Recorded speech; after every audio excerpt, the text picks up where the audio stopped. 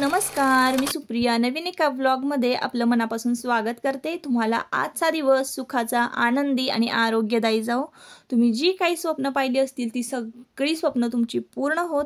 त्याचबरोबर शुभ सकाळ सर्वांना। सकाळची वेळ आहे आणि ताईंनो नुकतंच उजाडलेलं आहे। तर आतापर्यंतचे जे काही क्लिनिंगची काम असतात ना ती सगळी माझी झालेली आहे। तर नेहमी मी सुरुवात अशीच करते ताईंनो। तर क्लिनिंगची कामं जे काही आहे ते रुटीन सुद्धा मी तुमच्याबरोबर पहिला मार्गशीर्ष महिन्यातल्या गुरुवारच्या दिवशी शेअर केलेलं आहे।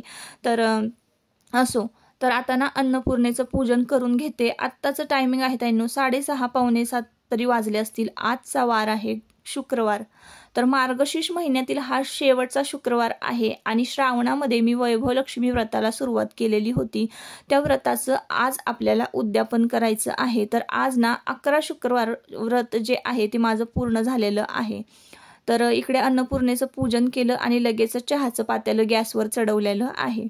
तर आता पहिल्यांदा चहा ठेवून घेते आणि आज ना खूप गडबड गोंधळ आहे ताईंनो। मुलांचा डबा आणि त्यानंतर आपल्याला व्रताची जी काही तयारी आहे उद्यापनाची ती सुद्धा करायची आहे।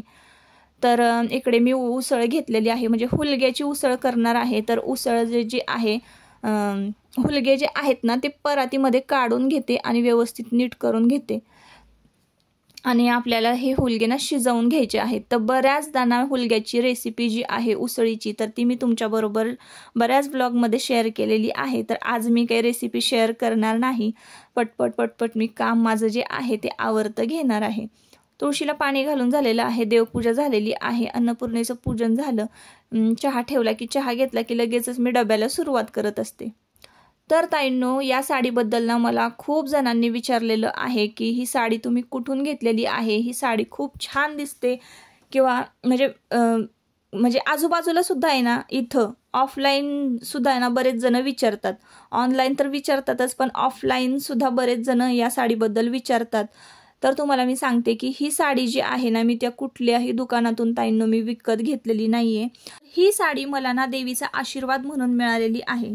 तर तुम्हाला मी सांगत असते की इथं आपल्या समोर घराच्या समोर डोंगर आहे आणि त्या डोंगरावर सोनजाई देवीचं स्थान आहे। तर दर नवरात्रामध्ये ना आम्ही सोनजाई देवीला जात असतो, ओटी वगैरे भरतो। म्हणजे एक ट्रेकिंग करण्यासारखाच तो पॉइंट आहे। डोंगर चढणं म्हणजे अवघड आहे तो, तर तरी सुद्धा आम्ही दर नवरात्राला तिथं दर्शनासाठी जात असतो। तर असंच गेलो होतो एका नवरात्रामध्ये आणि ओटी वगैरे देवीची भरली आणि आम्ही बसले होते आणि तिथं नवीन मंदिराचं काम चालू होतं। तर तिथं नवीन मंदिराचं काम चालू असताना काय झालं, आता मंदिराला आहे ना जेव्हा सिमेंट आपण बांधकाम करतो तेव्हा नवीन ज्या साड्या आहेत ना त्या गुंडाळल्या जातात। तर तिथं भरपूर साड्या अशा ढीग होता साड्यांचा आणि ते बांधकाम करणारे जे दादा आहेत ना तर त्यांनी त्यांच्या मनात काय आलं असावं काय माहिती, तर मला आवाज दिला आणि मला म्हणाले की ताई तुम्हाला ह्या साड्यांमधली कुठली एखादी साडी घ्यायची असली तरी घ्या। भरपूर कलर होते पण मला असं वाटलं ना का बरं, मी माझ्या किंचित मनात विचार सुद्धा आला नाही की म्हटलं चला एक साडी हिरवी घेऊया आपण। आणि मी ती ही साडी घेतली ना ताईंनो, इतकी सुंदर ही साडी मला दिसते ना आणि देवीचा आशीर्वाद आहे त्यामुळे तर खूपच भारी दिसते। तर अशी आहे या साडी मागची स्टोरी। आणि जशी मी ही साडी आणलेली आहे ना ताईंनो त्याला पिको फॉल केलं नाही, डायरेक्ट मी घालायला काढलेली आहे। ही नऊवार साडी होती, त्यामधला एक जो भाग आहे ना थोडासा मी कट केला आणि त्याचा एक टॉप शिवलेला आहे। तर तो तुम्ही आधीमध्ये बघत असाल सिवलेस टॉप आहे, तो मी जो घालते ग्रीन कलरचा तो या साडीच्या कापडातनं शिवलेला आहे। आणि नऊवारीची सहावारी साडी केलेली आहे आणि मी ती सहावारी साडी घालत असते। तर आज उद्यापन होतं तर म्हटलं चला आज ही साडी आपण घालूया, देवी आईनं आपल्याला आशीर्वादच दिलेला आहे तर ही साडी, म्हणून मी ही साडी आज घातलेली आहे। तर असो ताईंनो, आता इकडे बघा मी ना चपातीचं पीठ जे आहे ते मळून घेते चपाती करण्यासाठी। एका बाजूला उसळ जी आहे हुलग्याची उसळ तर ती शिजायला घातलेली आहेत, हुलगे शिजायला घातलेले आहेत आणि एका बाजूला चहा ठेवून दिलेला आहे। तर सकाळी सकाळी ना पटपट असा स्वयंपाक आटपला ना की बरं वाटतं आणि मग जे काही आपल्याला लोट झाड क्लिनिंगची जी काही कामं असतात ना, म्हणजे जी काही राहिलेली असतात शिल्लक तर ती पण करायला मिळतात। जसं की आता लोटून काढलंय म्हटल्यानंतर मी काही संपूर्ण घर लोटून काढत नाही ताईंनो, हॉल किंवा किचन आणि मग बेडरूममध्ये झोपलेली असतात मुलं, तर मग बेडरूमचे जे काही लोटून झाडून क्लिनिंग असतं ना ते मी मुलं शाळेत गेल्यानंतर करत असते। गॅलऱ्या वगैरे लोटायच्या असतात। तर आता आपलं बोलता बोलता सगळी जी कणिक आहे आपली छान मळून झालेली आहे। माझ्याकडे ना रुमाल आहे, तर तो मी बघा अशा पद्धतीनं कणिक छान झाकून ठेवते. आता उसळ वगैरे फोडणीला घालणार, चहा वगैरे पिणार, तोवर जी कणिक आहे ना ती छान मुरते आणि चपात्या पण छान गुबगुबीत होतात. तर अशा पद्धतीचं असतं माझं सकाळचं रुटीन आणि सकाळची धावपळ. तर आता तांब्या वगैरे जो काय आहे खरकट झालेला तो स्वच्छ धुवून ठेवायचा. पुन्हा एकदा हात वगैरे पुसून कट्टा स्वच्छ करून घ्यायचा आणि लगेचच चपाती लाटायला सुरुवात करायची आहे. तर चहा इथे मी गरम करायला ठेवलेला आहे. सकाळी सकाळी चहा घेतलं ना की जरा बरं वाटतं.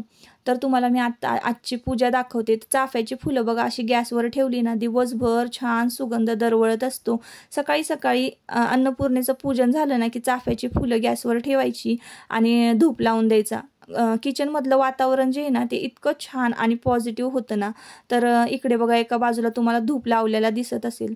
तर घरातलं मेन म्हणजे आपला बराचसा वेळ जो आहे ना किचनमध्ये जातो ना, तर किचनमधलं वातावरण जे आहे ना ते अगदी मस्त असलं पाहिजे, जेणेकरून आपली चिडचिड होणार नाही, राग होणार नाही, अपशब्द कुणालाही आपल्या तोंडून बोलल्या जाणार नाही. त्यामुळं हे वातावरण जे आहे ना सकाळचं ते असं ठेवायचं आहे. तर मी अशाच पद्धतीनं बघा मला स्वतःला सवय लावून घेतलेली आहे. तर कुकरची जी शिट्टी आहे ना ताईंनो ती डायरेक्ट उडतेच. कुकरचं झाकण जरा बिघडलेलं आहे, तर त्यामुळं लवकरच मला ते दुरुस्त करायचं आहे. तर आता चहा घेते. चहा घेतला ना की मग मला जरा बरं वाटतं. तर आता लगेचच चपाती लाटायला घेणार आहे. तर ताईंनो त्याआधी तुमच्याबरोबर एक गोष्ट शेअर करते. तर ती बघा ताईंनो, आपल्या या कुटुंबामध्ये आपल्या यूट्यूब फॅमिलीमध्ये ना बरेचसे मेंबर जे आहेत ते नवीन ॲड झालेले आहेत. त्यांचं मनापासून स्वागत, सगळ्यांचंच मनापासून स्वागत आणि मनापासून मी आभार मानते. खूप छान तुम्ही व्हिडिओला जे आहे प्रतिसाद देत आहात, कमेंट करत आहात आणि प्रत्येकाची मी कमेंट लक्षात घेते, वाचते आणि म्हणजे लक्षात असते मला प्रत्येकाची कमेंट आणि रिप्लायसुद्धा मी सगळ्यांना देते. तर त्यातल्या त्यात एक दोन ज्या कमेंट आहेत ना, तर काही कमेंट म्हणजे तुम्ही सांगता, कधी कधी कोण म्हणतं की तू अशी तू तशी, तर प्रत्येक कमेंटचं उत्तर जे आहे ना ते मी ज्या त्या वेळेला लगेचच मला वाटतं त्या योग्य भाषेत मी देत असते.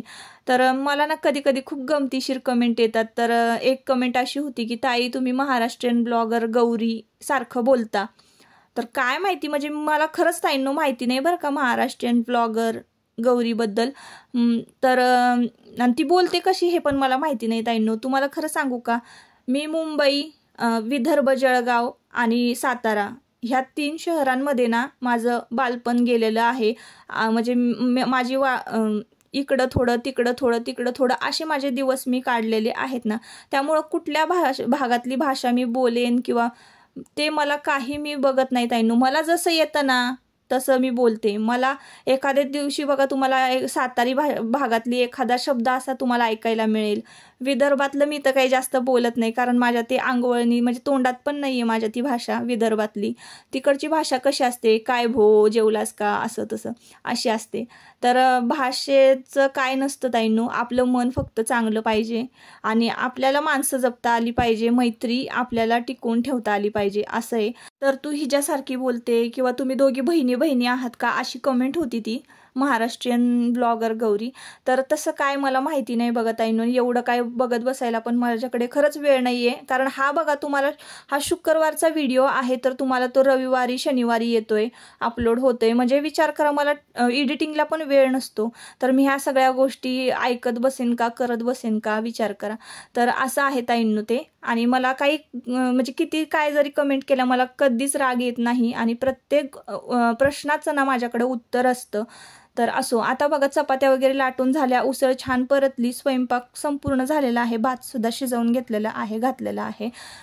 आता काय करणार आहे, आमटी जी आहे ना गुरुवारची, म्हणजे पुरणपोळीची आमटी शिळी झाल्यानंतर खूप भारी लागते ताईंनो. तर ती आहे भातासोबत खायला आणि उसळीबरोबर चपाती, म्हणजे सुकी भाजी, पातळ भाजी झालेली आहे. तर मी इकडे लगेच बेडरूममध्ये आले, हंतरुणं पांघरुणं जी होती मुलांची ती काढली, झाडलोट केली आणि लगेचच मी बेडशीट चेंज करायला घेतलेली आहे.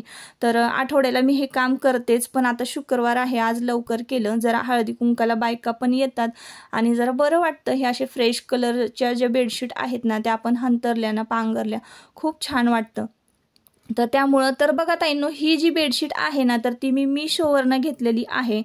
कॉटनची आहे आणि खरंच खूप छान आहे. धुतल्यानंतर खूप भरली अशी जाड झालेली आहे आणि पाहिजे तर लिंक देते. मला असं वाटतं 300च्या आसपास याची किंमत असावी आणि सोबत पिलो कवरसुद्धा मिळालेली आहेत.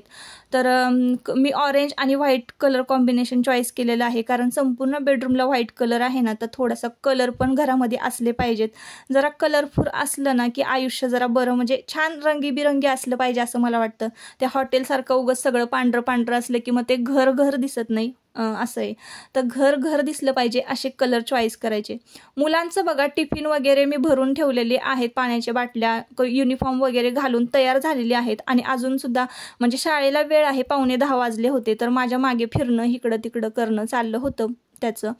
तर आत्ता निघालेले आहेत खाली शाळेमध्ये मुलं. तर आत्ता बघा 9:45 वाजलेले असतील, 9:45चं टायमिंग. तर 9:45च्या आधी संपूर्ण स्वयंपाक झालेला होता माझा. बेडरूम वगैरे सगळ्या आवरून घेतलेल्या होत्या आणि आता मुलं निघालेली आहेत स्कूलमध्ये. तर मुलं स्कूलमध्ये गेल्या ना थोडाफार तरी वेळ मिळतो. मग त्या वेळामध्ये मी काय करते, घरामध्ये जी काही कामं आहेत ती किंवा मग इतर म्हणजे एक्स्ट्राची कामं तर निघतातच ना ताईंनो, तर ती करून घेत असते. किंवा मग माझं शिलाई मशीनवर जे काही काम असेल, एखादा ड्रेस वगैरे फिटिंग करायचं असेल ते करून घेते. तर असा थोडाफार जर वेळ मिळाला ना मला, तर तो सुद्धा माझा कामामध्ये निघून जातो. त्याच्यामुळं मला मोबाईलमधलं ब्लॉगिंग आणि हे इंस्टाग्रामवरच अपडेट राहायला मला वेळ मिळत नाही ताईंनो. त्यामुळे तुम्ही कमेंट करताना जरा हे करत जा. तर असू द्या. आता इकडे बघा उसळ झालेली आहे, याची हुलग्याची उसळ. आणि त्यानंतर बघा ही आमटी आहे, गुरुवारी केलेली पुरणपोळीची जी आमटी आहे ना, तर ती मस्तपैकी छान, अजून तवंग तसाच आहे, छान सकाळी उकळवून ठेवलेली आहे. तर आमटी भात खायला लय भारी वाटतं ताईंनो. शिळ्या आमटीला ना एक नंबर चव येते. तर सकाळी सकाळी बघा इकडे भात शिजायला घातलेला होता ना मी, त्यातला भात मी तुमच्या दादांना वाढलेला आहे. तुमच्या दादांचं जेवण झालेलं आहे, माझं सुद्धा जेवण 10च्या आतच झालेलं होतं. तर बघा मुलं शाळेत गेल्यानंतर कट्टा सगळा स्वच्छ केला. कपडे जी काही होते ना ते कपडे वाळत घातलेले आहेत आणि ऊनच नव्हतं ताईंनो. आज बघा 10 वाजता सूर्यदेवांनी दर्शन दिलेलं आहे. थोडं थोडं ऊन पडलेलं आहे. नंतर सकाळपासून ना मी सूर्यदेवांचं दर्शन घेण्यासाठी इकडं बाहेर येत होते, तर ऊनच पडलेलं नव्हतं. हे होतं माझं 10 वाजेपर्यंतचं रुटीन. तर बघा संध्याकाळ झाली, वैभव लक्ष्मी व्रताची पूजा मांडली, कथा वाचून घेतली, पूजा झालेली आहे माझी. आणि उद्यापनासाठी ज्या काही मी बायका बोलवलेल्या होत्या, तर नेमकी संध्याकाळी बघा ताईंनो 1-1.5 तास आमच्याकडे लाईट गेलेली होती. आता करायचं तरी काय, आणि बायकांना बोलवलं ना ज्या टायमिंगला, तर त्या टायमिंगला बायका येतात पण जास्त वेळ थांबत नाही, कारण प्रत्येकाला स्वयंपाक पाणी ज्याचं त्याचं करायचं असतं. तर मग मी ना दिवे लावले होते सगळीकडं, जणू काही दिवाळीच आहे आपल्याकडं असं वाटत होतं. तर सगळीकडे मी इकडे जिन्याच्या बाजूने आणि इकडं सगळीकडे दिवे लावलेले होते आणि घरामध्ये सुद्धा छान असे दिवे लावून मग मी पूजा केलेली होती. तर आज ना मला तांदळाची खीर करायची होती, पण ते काही शक्य झालं नाही, कारण तांदूळ आपल्याला मिक्सरमध्ये वाटावे लागतात आणि खोबरंसुद्धा मी मिक्सरमध्ये वाटून घेते. तर हे सगळे लाईटीची कामं होती ना, त्यामुळं मग मला खीर काही तांदळाची करता आली नाही. तर ननंदबाई आल्या होत्या ना, त्यांनी छान मसाले दूध केलं होतं. मी इकडं पूजा वगैरे मांडून घेत होती ना, तोवर त्यांनी बरीचशी मदत केली बरं का. आणि मग त्यानंतर ना इकडे बघा घरामध्ये काहीसं असं दिसत होतं. तर सगळीकडे मी दिवे लावलेले होते आणि उद्यापन करून घेतलेलं होतं. ते इकडे बघा काही ज्या आहेत मावशा, तर त्या आलेल्या आहेत. शिंदे मावशी, पवार मावशी आणि पिसाळ मावशी, सगळ्या मावशा आलेल्या होत्या. तर त्यांना गरम गरम असं मसाले दूध दिलेलं होतं. थंडी होती, थंडीमध्ये मसाले दूध प्यायला खरंच भारी वाटतं ताईंनो. अशा पद्धतीनं माझं वैभव लक्ष्मी व्रताचं उद्यापन झालेलं आहे ताईंनो. आणि 11 शुक्रवार माझे पूर्ण झालेले आहेत. तर हे उद्यापन सुद्धा पूर्ण झालं, पण ते अंधार असतानाच, तर असू काही हरकत नाही. तर गुरुवारी ना एकादश होती बघा ताईंनो. गुरुवारचा व्हिडिओ खूप मोठा झालेला आहे. पुरणपोळीची रेसिपी मी गुरुवारच्या व्हिडिओमध्ये शेअर केलेली आहे ना, त्यामुळं तर गुरुवारचीच ही व्हिडिओ क्लिप आहे. गुरुवारी संध्याकाळी ना मी बुधवारची आदल्या दिवशी भरपूर अशा तुळस मंजिरी तोडून ठेवलेल्या होत्या आणि मला ना तुळशी हार करायचा होता. आणि एकादश आहे, या वर्षातली शेवटची एकादश आहे. तर मला मंदिरामध्ये जायचं होतं तुळशी हार घेऊन विठुरायांना घालण्यासाठी. तर इकडं ना मी आतमध्ये स्वयंपाक करत होते, पुरणपोळ्या लाटत होते ना, तर आजीबाबांना म्हटलं मला छान ह्या तुळस मंजिरीचा हार करून द्या, म्हणजे मी विठुरायाला घालून येईन. तर आजीबाबांचा सुद्धा हात आपल्या ह्या हाराला लागलेला आहे आणि नकळत थोडं पुण्य त्यांच्या पदरी पडलं, थोडा आशीर्वाद विठुरायाचा त्यांना मिळेल. तर म्हटलं चला हार करा आणि तुळशीला दिवा वगैरे लावला, संध्याकाळची दिवाबत्ती झालेली आहे ताईंनो. ही गुरुवारची व्हिडिओ क्लिप आहे आणि मग त्यानंतर ना आम्ही मंदिरात गेलेलो होतो.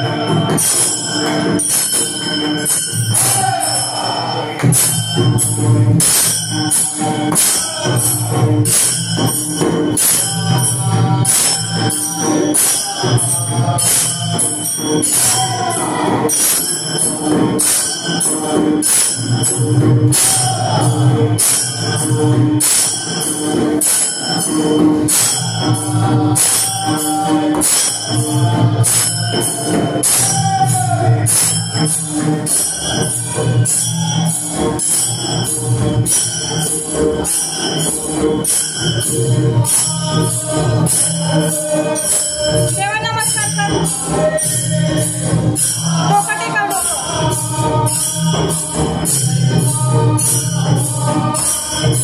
डोका टेका.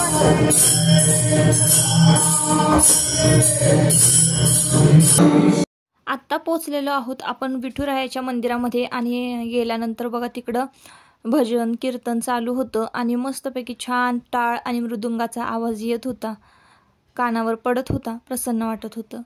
तर तुळशी हार जो केलेला होता तो घालायला दिलेला आहे तुमच्या दादांनी, विठुरायाला घातलेला आहे. दर्शन घेतलं, नमस्कार केला आणि एक 5-10 मिनटं आम्ही तिथं बसलो असू आणि मग त्यानंतर लगेच रिटर्न फिरलो.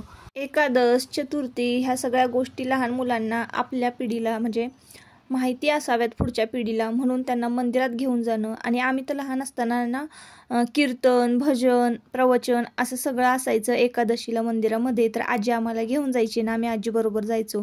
दिवाळीच्या दिवसावर, थंडीच्या दिवसांमध्ये ना बघा विठुरायाच्या मंदिरामध्ये काकड आरतीसुद्धा होते पहाटे 4:30 वाजता, 4 वाजता. तर त्यालासुद्धा मी आजीबरोबर जायचे. तर तीच एक आठवण मला इथं म्हणजे आठवली, म्हणून मी तुमच्याबरोबर शेअर केली. तर हे बघा चित्र मी तुम्हाला एक प्रतिमा दाखवते जी की मंदिरामध्ये लावलेली आहे. तर नक्की ही प्रतिमा कशाची आहे तुम्हाला जर माहिती असेल तर कमेंट करून सांगा. तर आता इथे ना महाराजांचं प्रवचन चालू होतं आणि फारसा काही वेळ बसायला नव्हता. तर मग आम्ही लगेच रिटर्न निघालो, पाया वगैरे पडल्या, नमस्कार केला आणि रिटर्न निघालो. तर असो ताईंनो, असा होता आजचा व्हिडिओ. आजच्या व्हिडिओचा इथंच शेवट करते. परत पुन्हा भेटूया नवीन एका व्हिडिओमध्ये. तोपर्यंत स्वतःची काळजी घ्या आणि मस्त रहा. ब्लॉग आवडला असेल तर नक्की आपल्या चॅनलला सबस्क्राईब करा आणि व्हिडिओला लाईक करा. Bye bye.